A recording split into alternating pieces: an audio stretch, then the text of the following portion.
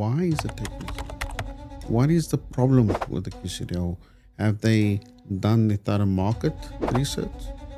And if they haven't, why didn't they? Need to get the people out there to do thorough investigation, because service providers are going to suffer, and ultimately the unemployed is going to suffer. It's going to be a battle. Let me put it straight. It's going to be a battle, and they are not going to be accommodating the unemployed. Make sure that we understand that they To belong to a club or an organisation, there is hope. Get a gun. make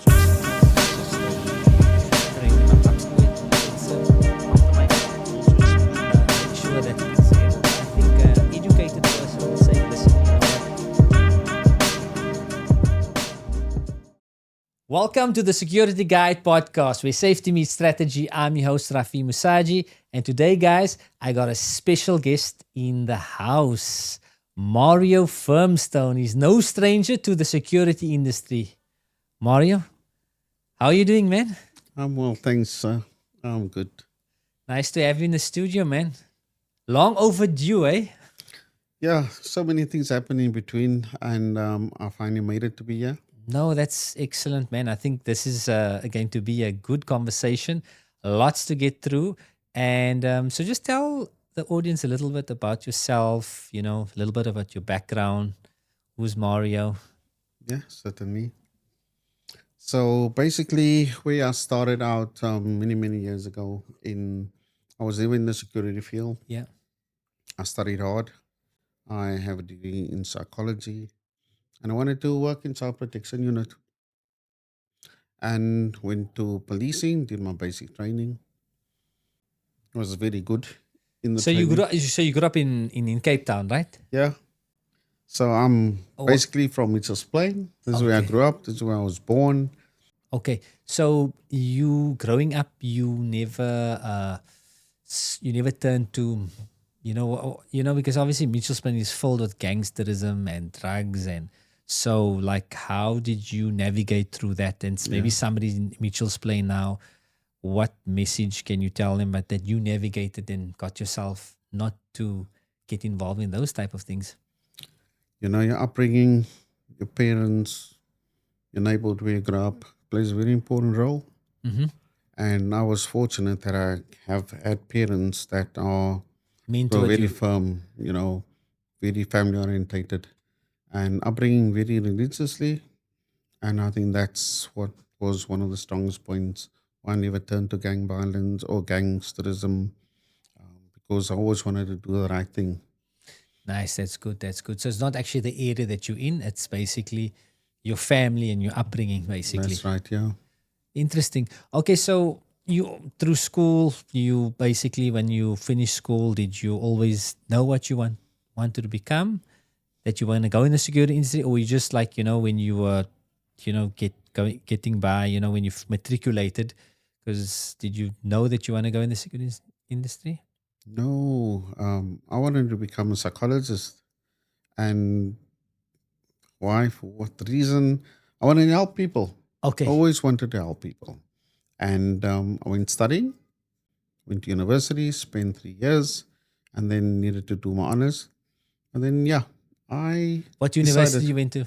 I went to UWC. UWC. Yeah, good career. It was good. One of those universities, colored universities, we would say. Yeah, is, yeah. And that laid the foundation for a lot of my future decisions that I made. No, I think it's so important for somebody to actually go to university, not because that the degree itself is going to be your ticket out. Like basically, once you finish school, you get your degree, and wow, that is it. It just teaches you discipline.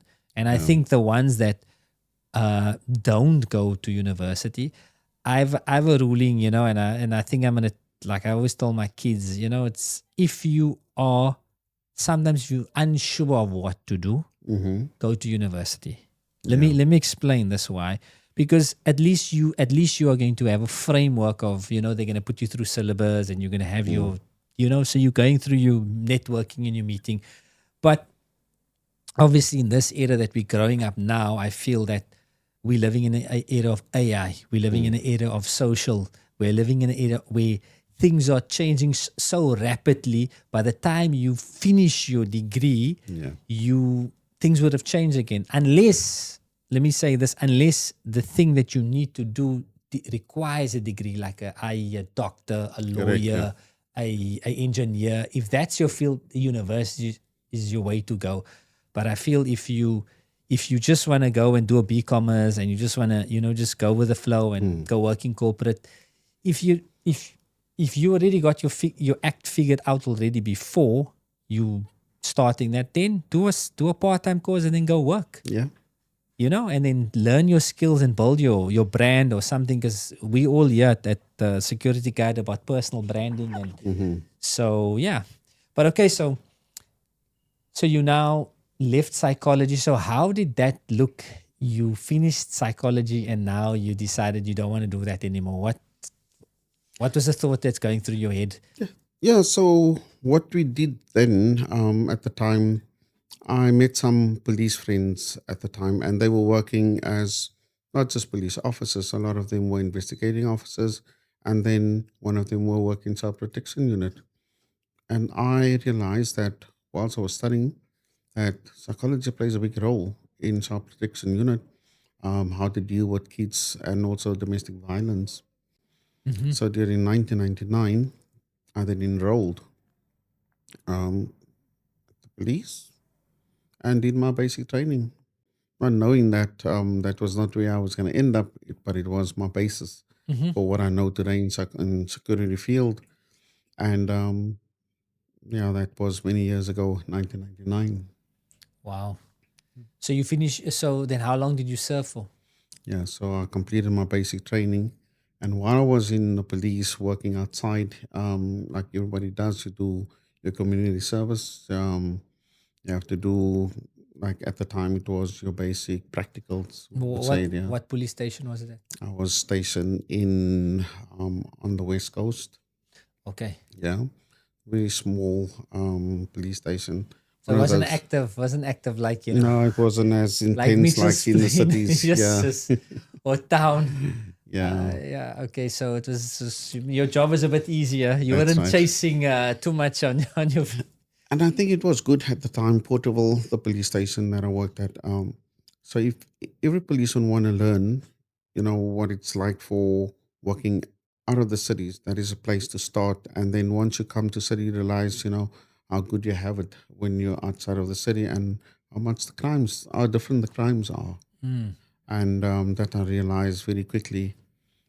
And so what? So then from there, once you're in your police career, what made you want to pivot out to move into a different career, not just move up the ranks? Was it always the game plan, or you just decided, you know what, I'm just gonna try it out and then take it from there? Or like we all, when we joined the, let's say, police, it's just one of those government institutions, said, this is where I want to retire. I want to see how far I can get. But during that police, my training, I was then recruited to work as a close protector. That was weird because I didn't know anything about close protection. And I resigned. Was the company? It was a company, yeah. I resigned, never looked back, because that was a stepping stone into the security world. I like to highlight a little bit that over there, because I still feel in the SAPs and moving over into the CPO, it's happening a lot. Because also, if I speak to a lot of reservists, they still want to do their reserve work, and then they want to do their CPO gigs, because it's that it pays the bills. Yeah. So they get the benefit of both worlds. So you basically decided that you were going to just give up and move. And that's exactly what I did. I just resigned one day. Of course, I was questioned why, because I've got a bright future in the police. And I said these were the benefits, and this is what I wanted to do initially in the police, which was going to take me a long time to achieve. And that was it. So you basically, your first gig was actually a CPO. That's right. You were guarding a principal, and I was trained as a CPO during just immediately after I finished police. I already had prior training. But you now did your course, through a certified training center. That's right, yeah, at the time. Okay. And yeah, these guys were ex-military task force members Mm-hmm. and never looked back because the training was like nothing else you received then. And yeah, we can elaborate a little bit later. Okay. So then from there you started into the CPO.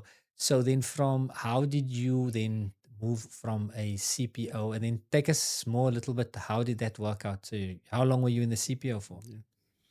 So I'm still a registered close protection officer. Mm-hmm. Never stopped.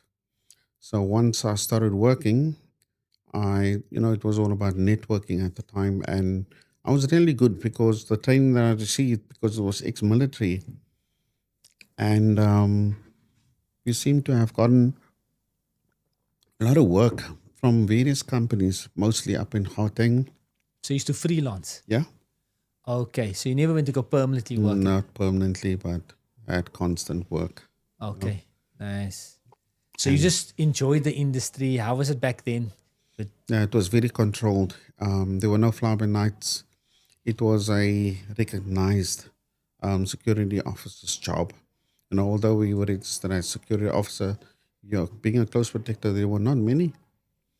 And everybody that was in the field at the time, they were all skilled close protection officers. Okay.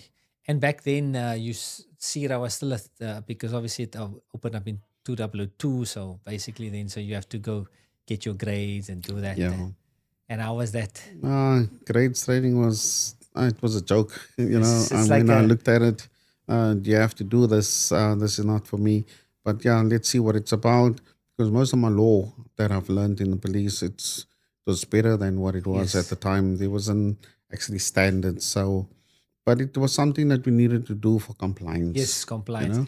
And that's what I want to, the guys you are an example of where people can grow in the industry if they apply their minds to actually wanting a higher place, and to have a net positive to the society and actually be more skillful. This I always say with the grades, it's a starting off point. It's not the Yeah. ending of point. It's where you start. So we like primary school, basically grade 1, or we back then it used to be That's sub right. A. Those are your foundations. If you continuously stay at grade 2, for your whole life, Not gonna grow nowhere. Yeah. you understand, and some people want to stay there and they just get comfortable there. So obviously I would say grades is like and you working your way up. So Yeah. obviously I think anybody listening to this that wants to get into the security industry, yes, you start off at the grades and then you advance into the Specialized the fields. specialized Yeah. field. So take us. So you now did these jobs, and you were with all these dudes and whatever, and then from there, how did you transition to your next phase of your career? Yeah, so whilst doing close protection work, I then decided to open up my own business at the time, Mm-hmm. as I was freelancing. Then I registered a business and became, one of the first close protection black companies in Cape Town. Mm. And at the time, being well known, everybody knew. Everybody wanted the company. Let's give them work and see how they operate. And a lot of people were trained by me as well, in the close protection field. So I registered the company as a training company and not operationally, but more training. And some of experiences that we did with the city as well.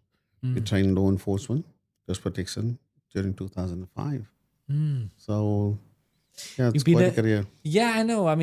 If anybody knows, I myself and you have been in contact for a long period of time, and I've always appreciated our conversations.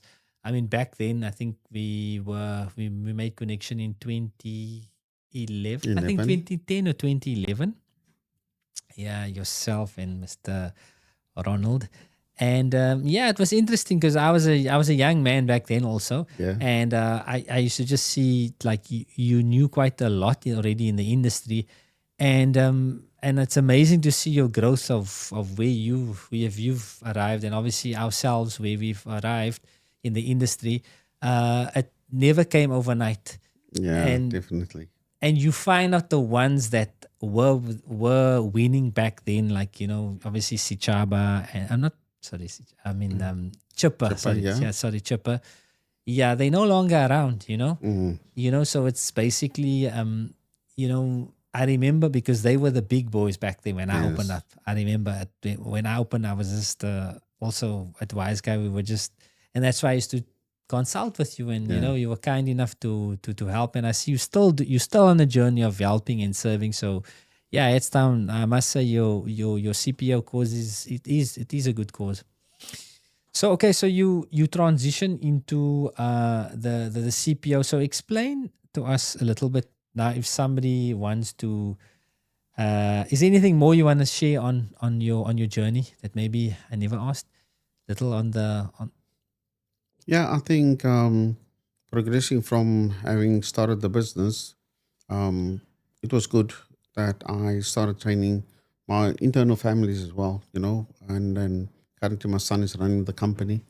Oh yes, And Robbie. Robin, That one, yes. yeah, and he's fully fledged in firearms training, security training, and I stepped back, and then I joined law enforcement. That Mm, was in 2012, and that's where the career then. You said that security is not where you stop, and this is just what I can add that today I'm a training manager, for law enforcement up in KZN. okay. And that's how my path been, my career path. And so your daily tasks that you are deployed to do on Yeah, initially it was all tactical training, mhm. your basic peace officer, and then actually your survival. And that is what I have been doing since then up till now. Today I'm more managing um, of the instructors that are there, and that's So very good. of the law enforcement's basically in Durban. Yes, correct. Yeah, that is Do you have a Prasa. specific unit, or do you just see new ones at the? Now we have a training division, and I hit the training division, and I have CEO that I report to, and I have instructors that are training individuals of whom I trained, and Okay, so we roll out training throughout the years, yeah, and yeah, that is compliance. That what we're basically doing at the moment. Yeah. okay. No, interesting. So you basically your whole life is basically now dedicated to obviously upskilling the obviously now on the law enforcement side, and obviously you've already now said you started a business, and then you now mentored your son, and he's now running it. That's That's right. Yeah. so basically you have a wealth of experience in the security. So now if somebody wants to understand a little bit a job of a CPO, first of all, how long more or less will it take for me as an individual? Let's just say I've already got my SIRA grades Hmm. and I got maybe one firearm, like maybe basic firearm. How long is it going to take me to actually complete the course? Yeah, it's not just anybody that you take to be close protection officer. You must have the correct mindset. You must also look the part, Mm, and a lot with that comes the what educational background you have. Because currently in the past it was not such a big mission that you needed to be have matric currently. Then we could train you because you got experience in security field. So that is how we basically did it at the time that we could have RPL field recognition of prior learning, and then there were just additional courses that you needed to do. But if you take somebody from the street today, it's going to take him 6 weeks 6 weeks. to do a close protection course. Hmm. And when I say 6 weeks, it's intense 6 weeks because you're going to be taught a lot of things that you've never done prior in your security field. If you were a security guard, you're patrolling. This is nothing like that, right? Mm, So it's broken down in three or four aspects to being a close protection officer. So you're basically looking after your principal, you're moving with that principal, you're going to be static with that person, and majority of the time that you're going to be moving with your principal, you are going to have to do constant surveillance. So these are part of the training that we instill in you. And an aspect that you need to, which a lot of companies don't focus on, is your hand-to-hand combat and tactical weapon skills. That's, I think, plays a big part in close protection training. And if you don't do it right, you'll see a lot of the current protectors out there are doing it wrong. So the certification where they trained, you can see already that they haven't been trained well. They just got a piece of paper. Exactly. Yeah. So we're not the best, but we know what we're doing, and the industry can speak about it because it's out there. Yeah. I mean, we spoken earlier sometime that we working jointly, White Sky and Firmstone, which Yes. I'm just an instructor. I've also brought along a lot of the experience and the fact that you've been implementing it. It's good, and we should keep at stand. And that's where we need to go with close protection training. Not just that, but the security training as well.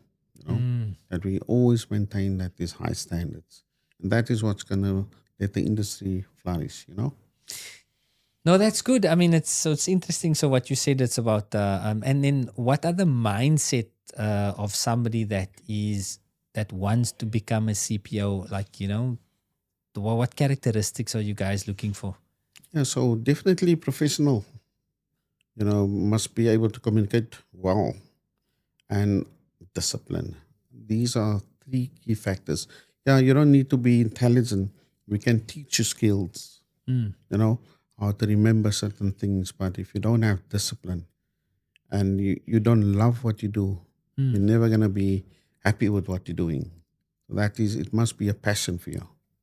Okay, and any incidents that you have witnessed in a CPO? In my entire career, there were no shooting incidents No ever. shooting. That's Only stone throwing, and this Okay. is just part of the route planning. This happened many years ago, where we were on convoy and we were stoned, and you can't avoid these things because your entire route is open, and what actually took us through that whole was the skills. If we didn't have the correct skills, the advanced and defensive driving skills, we would have been a mess in that convoy driving. And that's why it's very important that all skills at the end of the day is what's going to let you survive. 100%. Yeah, but other than that, yes, we live in dangerous society, and it's always the next criminal activity is waiting for you. It's just how your planning goes on a day-to-day basis. Okay. But now if I'm a qualified CPO, how often should I be going to use my weapons, and should I only really be focusing on the handgun, or should I be focusing also on carbine? Because the CPO is hardly using other calibers, or maybe at certain times they do. Yeah. Using a firearm should be the last option in any fight, because you should walk away and have your tail between your legs and know that you've won the fight. Okay, so it's more self-defense they have to Yeah, do. so more mental, Mental. preparedness. So for me, I wouldn't draw my weapon if I don't have to. It should be always the last resort. However, close protector should always be busy training and learning and be abreast with what is out there, the technology as well. But fitness plays a big role in being a very good close protection officer. And So he has to be into his craft, not just coming for a paycheck or just for a daily rate. no, I mean, we a group of guys, close protectors, that runs constantly. We do self-defense training, and just going for weapon skills. It's good to have skills, doing instruction drills and that. But ultimately, it's up to you as the person, the individual, that has to always make sure that you, at the end of the day, you're going to be alone with that principle. You don't always going to have a team. So you must be the best that you can be. That's good advice.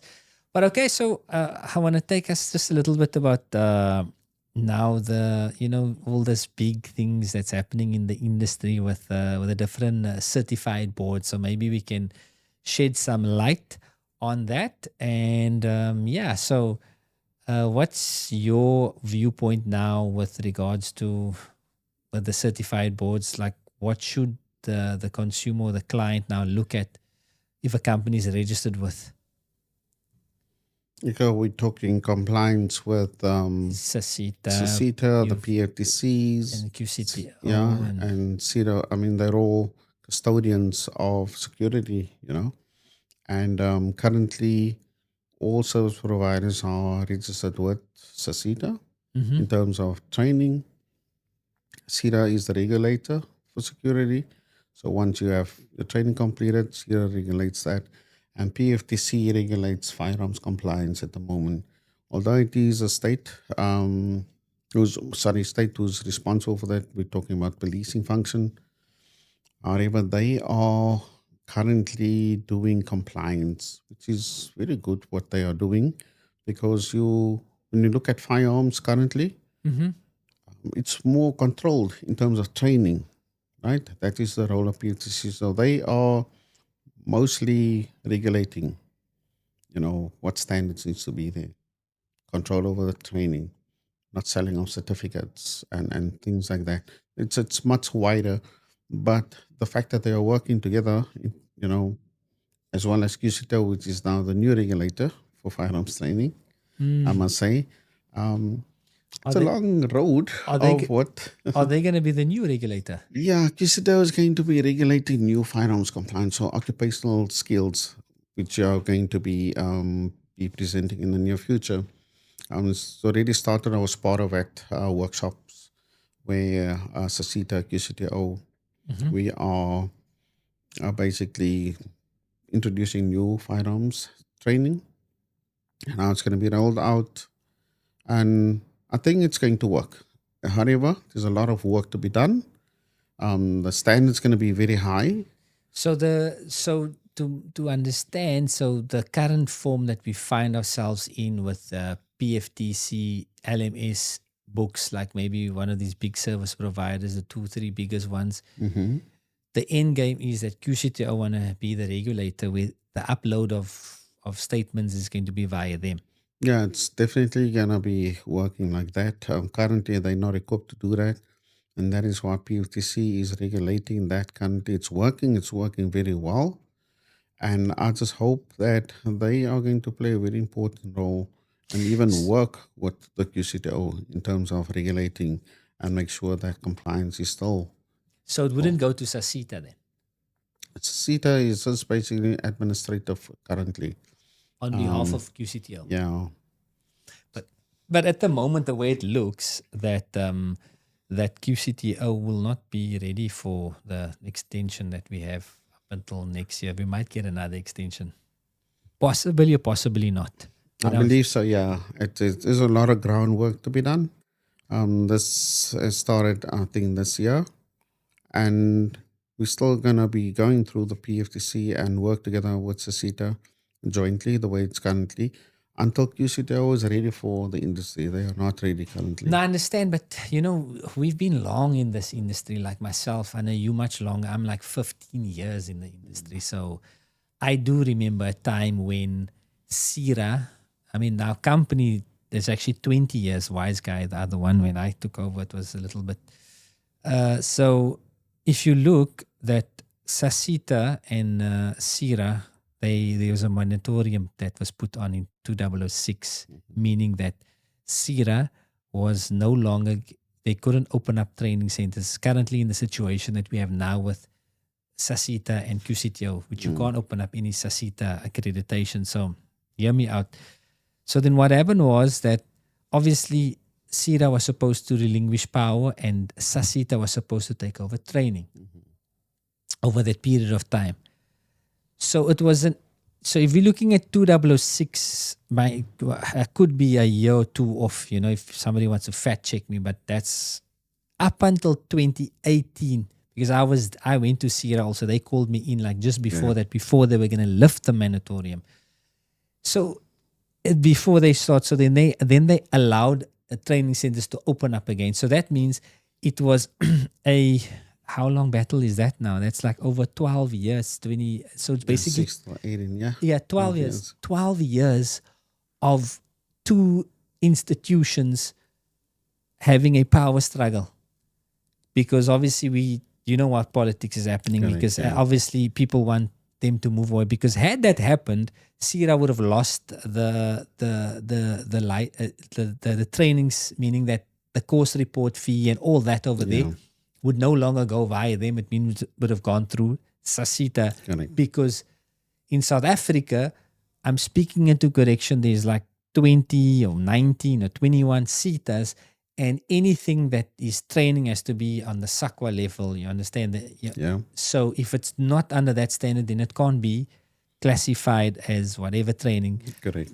But the thing why I think why SATA won is because the barrier of entry of the people and the caliber of students, it would have been a lot harder for them had they enforced that SASSETA way.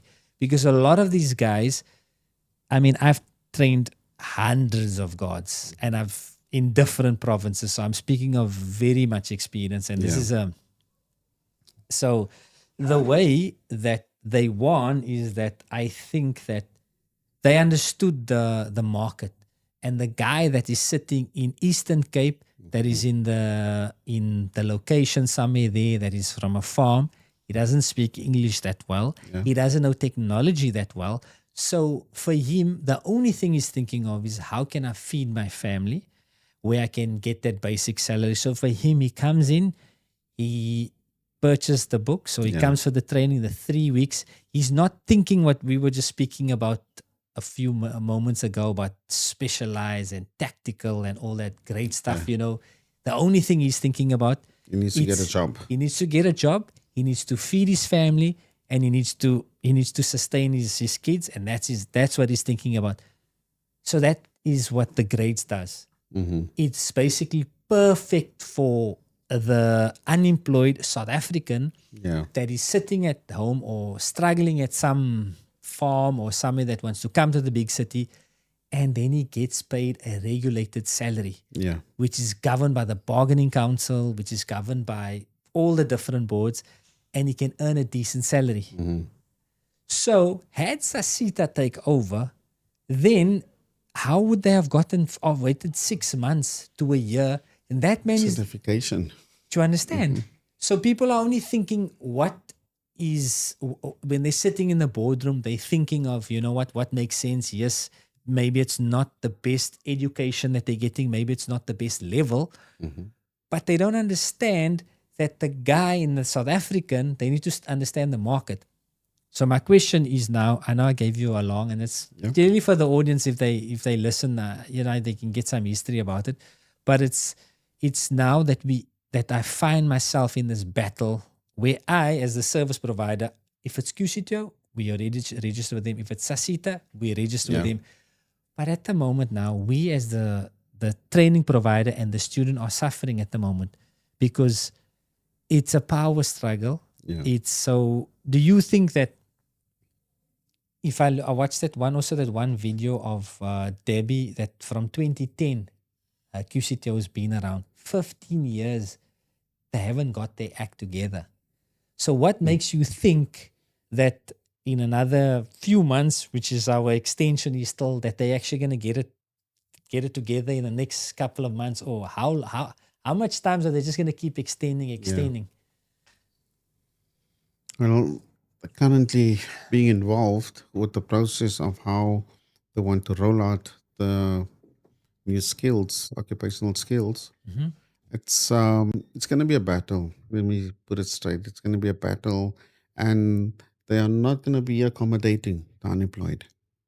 They're not going to. And that is going to be a huge factor because we are trying, as service providers like yourself, to put out employment, to take the unemployed, skill them so that they can go work for the families. And if we're going to have issues like the kids they had 15 years ago and still having it, it's going to become worse. So I'm not saying QCTO is doing a bad job. All I'm saying is that a lot of people need to implement a lot of new, if you can put it like this, skills, the correct people, and have it sort of zoomed in. Why is it taking so long? What is the problem with the QCTO? Have they done the thorough market research? And if they haven't, why didn't they? They need to get the people out there to do thorough investigation and to see whether this is going to work, because service providers are going to suffer and ultimately the unemployed is going to suffer. I think that the QCTO doesn't understand the temperature of the room that they're sitting in. They don't understand if they do, then they wouldn't be making decisions it's actually, because the decisions that they're making, it seems like they're just benefiting their organization. It's not benefiting the service provider, and it's not benefiting the student, because we don't mind going with QCTO, but they need to give us service. If the student completes his certificate, his course, we want within a few weeks or whatever to have that certification. We can't wait months and years. I mean, definitely. That is unacceptable for any student, because you're looking at the learner. He did a welding course, he did something that he's coming to feed his family, and because of bureaucrat and there's politics between the SATAs and the QCTO, that nobody's winning. I mean, we saw the minister. There's a new minister now of education. I mean, I don't know what happened there, but it's things that's happening there. So for me, I like to talk about the elephant in the room. I don't know. I'm just speculating, but I mean, for me, that is that because we the public, we want answers. Like, what is going on? I mean, we training. We have to deal with the people and their questions, and then we don't like the answers. But because, as you know, the name of our company is Wise Guy. We can get wisdom and we can start reading situations. It's like poker. We might not have seen your cards, but because of our experience, we know what games you're playing with us. Correct, yeah. So you guys need to sort your issues out. Ultimately, when it comes to government, the way it works, I'm not saying in this actually, the thing is, what happens is policies get put in. Like if I know certain government, I'm friends with that government, I will say, listen here, let's write a policy. We marginalize that group. We shift the margin there. Yeah. We have our sons and our kids are not ever opening up institutions, and we shift the money through there. And we understand the game. You know what's going on with the commission and what's going on. You know how South Africa works. So we don't have anything. We don't have any finished product now. Yeah. So for me, where I am, they need to up their game. If it's going to be QCTO, make sure, and you want to put all that policies in test centers and having all these things in ACTA, you must have the same material. Get it done. Yeah. SERA hasn't still, up until today, has not yet released the manuals for the in-class from 2018. They're still waiting for that. Do you understand? It's all well and good, but people just have to carry on. We have to make a plan. We have the old, like, we do have the manuals. We do assist training centers like yourself and whatever. So we understand. We're filling in the gaps. But now the new service provider, I don't know why I'm a bit passionate on it, because I'm really I really do care about job creation and skill development. Yeah. Because I feel if the economy has more skilled people and they feeding their families, crime will be less. It'll be a better society. But anyways, what I wanted to move on to, I know we're moving down to the last segment of this over here. It's a little bit about your advice to new security personnel, the youngsters entering into the field. What habits you touched on that, but how young can somebody be to join the industry, and do they need a matric, that sort of thing? And we can end off a little bit about your organization. Yeah, what I liked in the past is that the CETAs has different programs. If you never have had matric before, You could do an FET, An that, FET. yeah, FET, further education training, and you can have specialized skills within that FET. So you have NQF level 4, and then if you don't have matric, you do a year program, and with that additional programs to build up your credits. There's no specific age. As long as you comply with what SATA regulates, that you have your 18 and minimum over, age of yeah. 18, then if other specialized skills requires you to have, let's say, matric, there are processes. There are ways of getting your NQF level 4, which you rather than do at TVET colleges or colleges through SASSETA. That is a way that we can do. But generally, once you're over the age of 18, you can basically enter the market, security market. And for more Nice. specialized skills, I would then recommend that you get more experience in specific course, security training, and you can, from the amount of courses that I see that you offer, then advance themselves in different fields of the security field until they find that specific niche what they want to do. But it is for us to empower them and inform them this is not where you're going to stop. This is where you can end up, and this is not just a high paid job, but this is where you can get satisfaction. Yeah, that And is on the another firearms, avenue. how would they go about? Do they have to do that during the course or after the course? How does that work? It should just be motivated over the age of 18. And firearms, yes, I would say in this day and age, it is a very important aspect of security, depending on what you do. From your handgun, shotgun, self-loading rifle. These are various different fields. If we're talking about cash in transit, armed response, and even your static guarding, right, depending on where you're going to work. But yeah, firearms training is an essential part of your day-to-day security officer's career, I would say. No, nice, man. And nice that Wise Guy offers that, and if they do need more Yeah, where can they skills, find you on your son and whatever, yeah, Robin and yeah, that they could also contact us via you and jointly, with the tactical field is an open door. And that is another field where a lot of security officers are currently advancing to. is this Tactical. tactical? Is this through PFTC? Yes, everything is accredited through PFTC as well. And how long is the tactical? It can be anything between 2 weeks to 3 weeks, depending on what your outcome, what you basically want your members to be trained in. And an average round count on any given tactical course for a Yeah, for minimum amount of members for a course like that, you put 6 people on a course like that. And yeah, 2 weeks, which includes day and night shooting and unarmed combat. It's quite intense and it's very interesting, exciting.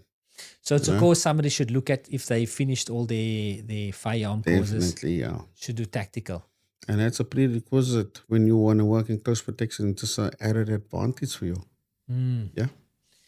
All right, it's been. I think you know what, Mario. Thanks for coming on the show, and I just want to tell the audience, myself and Mario go back a while, and whenever I do have an issue in the, and trying to clarify something, I always get on the call and we chat. Maybe not lately, but yeah, lately also because obviously we're waiting for SASSETA to open up their portal and whatever. But yeah, I know it's good, man, and I think, myself and, we're doing the same industry, we're in the same business, your son, and we work together. It's about empowering. It's about, seeing other people also growing. That's right. You know what I mean? Because I always say this, if you light the one candle, other candle is lit also. And we all have our own strong points. Correct. And I think if people have more of an abundance mindset, it's a lot better. Obviously, yes, if you know people are involved in certain things or did things that is, that's put your company in disrepute, that's a fair situation, then no, we will not work with you. Absolutely. But guys that are that come with the mind of, how can we all win over here? How can we basically make this industry a better place, a better thing, and adding skilled people that can save lives and earn a living for their family, and that's what it's about. And I want to thank you for coming on, and hopefully we can do it again, guys. Definitely appreciate the opportunity and looking forward to our next session. All right, man. All right, guys. That brings us to the end of our episode. And you've been watching the Security Guide podcast. Till we meet again, guys.